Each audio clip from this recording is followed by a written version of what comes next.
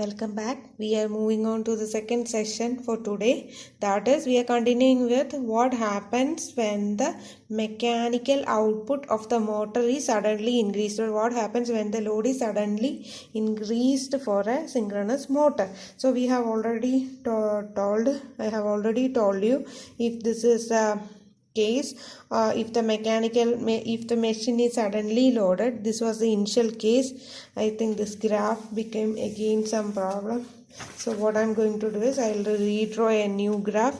Okay, so what happens is, first my machine was in the initial state. At that time my angle was delta 0, so suddenly I have increased my mechanical load to PM1. So what happens when I have increased my mechanical load to PM1, then my accelerating torque PA is equal to, here the machine is working as a here my machine is working as a motor, isn't it? So PA is equal to, input is electrical minus PM. So if my mechanical input is increased to 1, that means PA is less than 0. PA is less than 0 means here the omega, here the angle is like this, isn't it? First we are supplying omega S. I'm sorry, this is not the thing, so I'm redrawing it. So first I am providing my omega S synchronous speed, and my rotor is located or locked with the angle delta. Okay, so if my accelerating power is less than 0 means it decelerates. Okay, so omega R decreases. This omega R decreases means this delta increases. So as delta increases, PE increases, and it move on to first point. Okay, at first point what will happen? So here delta increases, PE increases, delta increases, corresponding PE increases, delta increases, PE increases, delta increases, and PE becomes equal to PM1. So at the first point PE1 is equal to PM1. Okay, so here even though the delta angle was increasing, the power was decelerating power.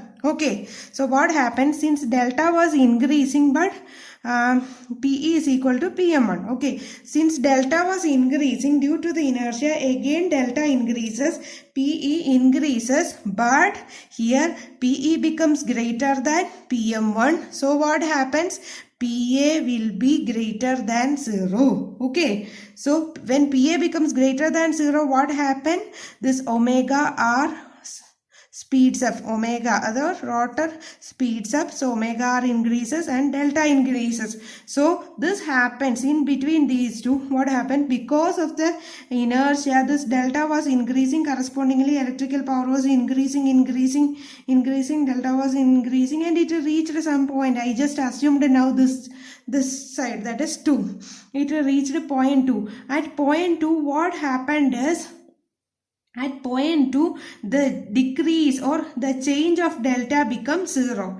Okay, when the change of delta becomes 0, or omega increases, and that omega value is almost equal to omega S. Okay, so d delta by dt was equal to 0. But what was happening from 1 to 2? The power was accelerating power, isn't it? The power was accelerating power. So because of this acceleration, omega R increases. Omega R increases means, this omega R increases means after that the delta decreases. Okay, do I have to repeat again? I have already discussed. That is, at this point, though here up to here PA becomes equal to 0. After that PE value was more, because the delta was, due to inertia the delta was increasing. So here PE value is more than PM1. So it was acceleration. So acceleration means omega R increases. So omega R increases means this delta should decrease, but due to the inertia it was increasing. Okay, due to the inertia it was increasing at a constant rate. So what happened? This delta increased, but the rate of increase is suspended. Okay, or the rate of increase is decreased. delta was increasing, but the rate of increase is decrease and it becomes comes at 0.2. Okay, or you can say it comes at 0.2 here or anywhere. Okay, 0.2. Then what happened at that time? Delta d delta by dt will be equal to 0, but due to this delta value increases because omega r, the increase in delta was then suspended, that is d delta by dt is equal to 0. Then the delta start decreasing actually. So when delta starts decreasing again, the power will retrace back like this. Okay, and it will reach back our first position again. So this is the first position again. At this point PA will be equal to 0. So what happened? Delta was decreasing now. Due to the inertia, it still goes on decreasing. So what happened here? PE value will be small. So PM value is high. So here again deceleration. And it repeats in every cycle. But what is our intention? We have to find out transient stability. So transient stability is found out with the help of equal area criterion. So I have to explain you how we will employ equal area criterion. As I have discussed in the first swing, the maximum variation or maximum swing occurs in the first swing. That is when the delta value changes from delta 0 to a value here, that I can write it as delta m. Okay, delta m. So the in between this time delta 0 to delta m and the first swing, the variation is maximum. So we have to apply we have to find out the area. So we have already discussed in our last class that integral PA, that means electrical power minus mechanical power, should be equal to 0. Integral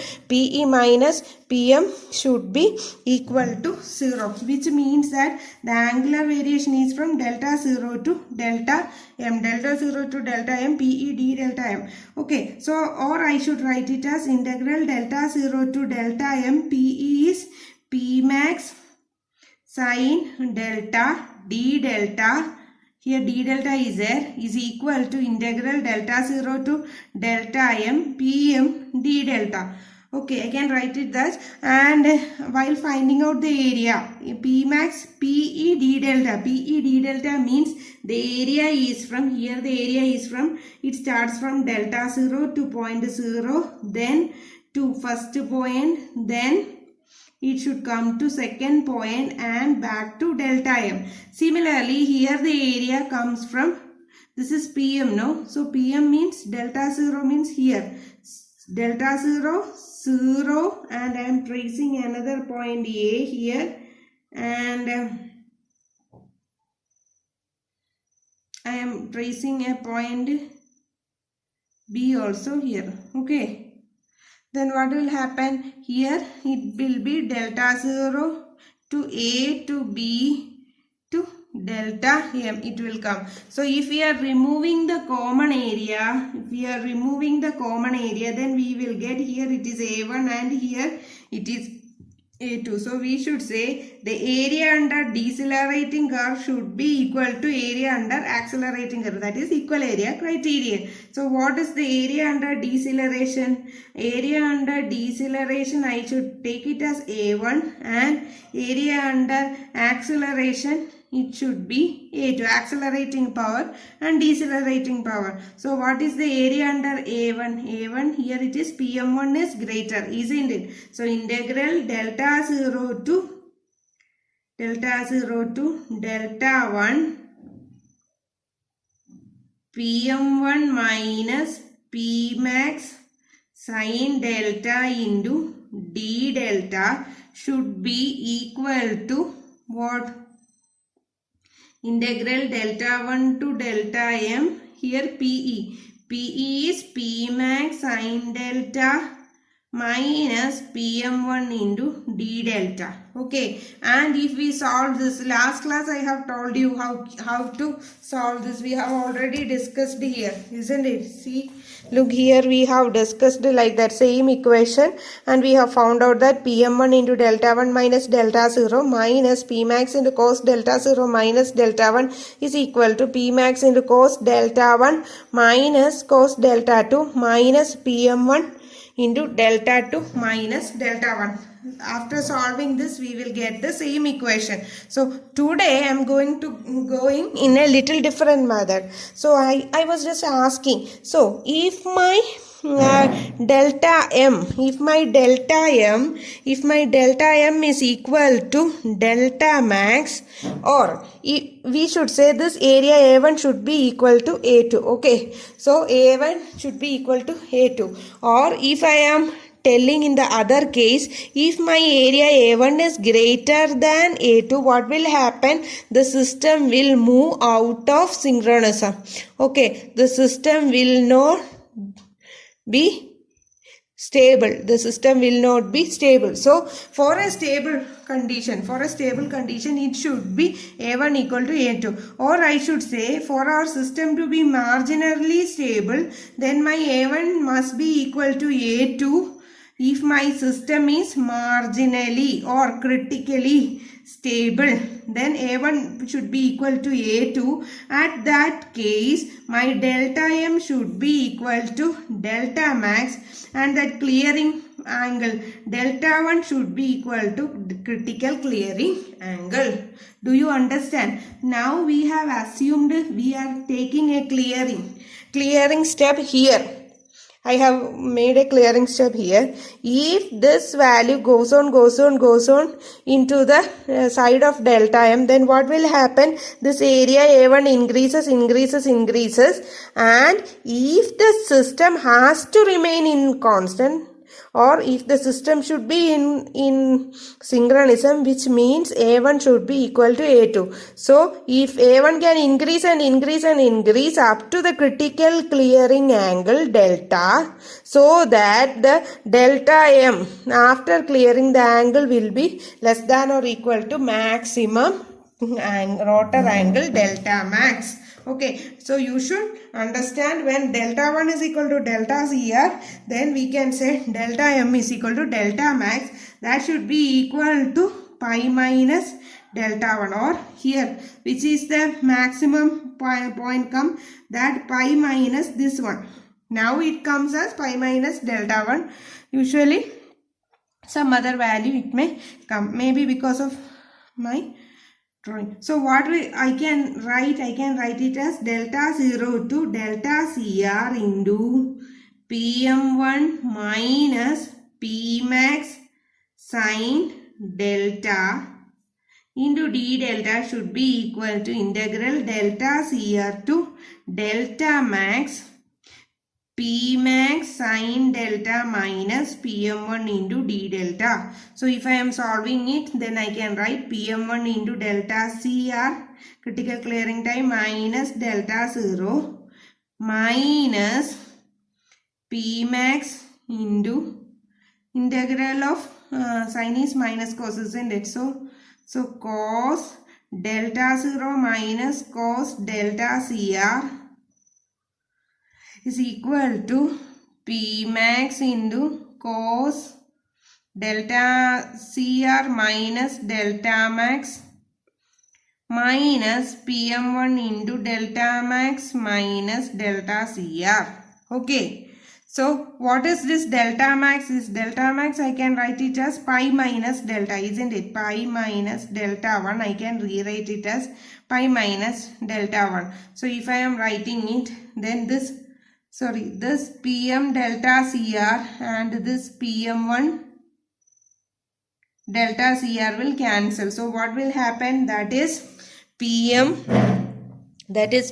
into minus PM delta 0 minus Pmax into cos delta 0 minus cos delta CR is equal to Pmax into cos delta CR minus cos delta max minus PM1 into pi minus delta 1 or delta max. We can write in both way. Okay. So if we are solving this, then we will get what is this Pmax value? Pmax value we already know.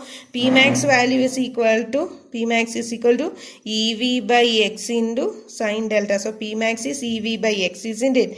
EV by X. So from that we will get P max. Delta 0 is initial angle. Then PM is the input given, which will be given in the question. Then we can find delta CR and delta CR. Okay, so we can solve our equation like this also. Okay, actually this much is not asked in in case of mechanical in case of variation in the mechanical input or output, they were not asked to find out this critical clearing time or critical clearing angle. From in the university, questions were asked to find the critical angle and the critical clearing time for all the electrical output. So I'm not telling you anything like this, but we have to prove that this area A1 is equal to A2. Just write this equation. That's enough for explaining. So I should make you remember that we have many cases to study our equal area criterion. In the first case I told you we have to study it as so in the first case I am taking my mechanical power as input. So my machine is working as an alternator. I suddenly increased the input and I studied it, and after that what we were studied is, so here it was, see here it was first when the machine was working as an alternator. Here also the area A1 and A2, but the difference is here it was acceleration, here it was deceleration. So while working as a motor it reverses like that, but area is same itself. First is deceleration and second is acceleration. The graph, everything remains almost same, but in the little variation. This power angle curve and all those equations are all follow the same pattern in case of mechanical, in case of changes in mechanical power. Okay, changes in shaft power or mechanical power. Now what we have to do is, we have to discuss the other cases. What happens when the electrical power is varied? So we were discussing on our transient stability. So what I have done is, there is there is an input and output. That is a mechanical power is there as well as electrical power is there, isn't it? Mechanical power is there, also electrical power is there. So what I have done, this mechanical power I have varied in terms of input and output. Okay, so what happened when the mechanical input is suddenly increased, or what happened when the motor output is suddenly increased? We have done these two cases. This was case 1 and case 2. Next what we are going to study is how will it affect when the electrical power is varied, or when there is a fault occurs in a system, or when there is a contingency occurs in the system. In both cases we have to study the critical clearing angle and critical clearing time. Okay, so when we are considering this electrical power, we have to consider our machine.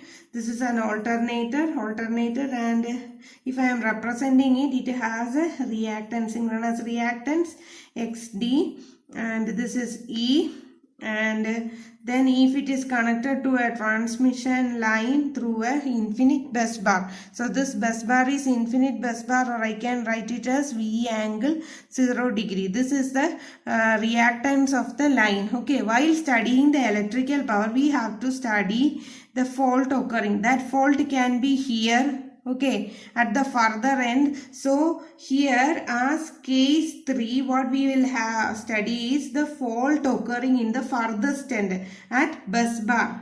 So case 3 we have to study the fault at bus bar, that is near to the IBB. Then we should also study the fault at bus bar. There are two cases, either fault can occur in this bus bar or this bus bar. So here that is F2 at terminal of the alternator. So at the alternator bus bar and near the bus bar. And then where fault can occur? Fault can occur at the middle of the transmission line. So again we have to study the fault at middle of transmission line.